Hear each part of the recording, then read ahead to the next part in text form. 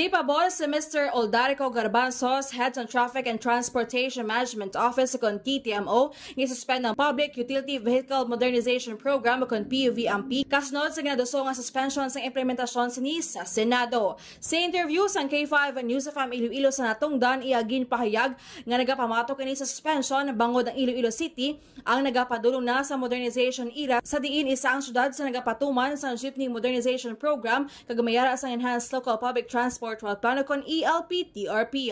Dugang pa ni Garbanzos nga mga transport cooperatives sa syudad ang nakapagwa na sa pondo para sa pagbakas ng dugang nga mga modernized jeepneys nga mag-cater sa riding in public. Butyag na kita nga nagasuporta kita sa aton nga Transport Alliance.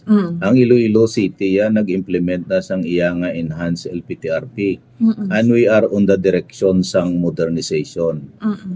These activities and these projects or these nga mga ginaobraya sang syudad ang cord iniya sa amon vision kag mission sang city nga maging premier city by the year 2029.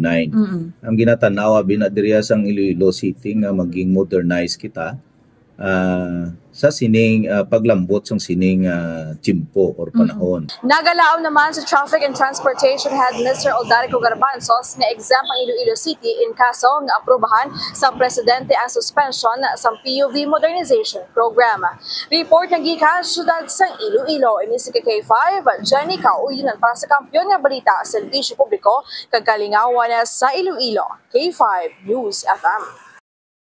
Ang ining balita ang ginadulong sa inyo sang DTX Coffee Mix. Himo sa natural nga sangkap pareho sang amarkuso, chia seeds, desugared sugared cane extract powder. DTX Coffee Mix. Nakakapi ka na, naka-detox ka pa. DTX Coffee Mix. Mabakal sa mga butika.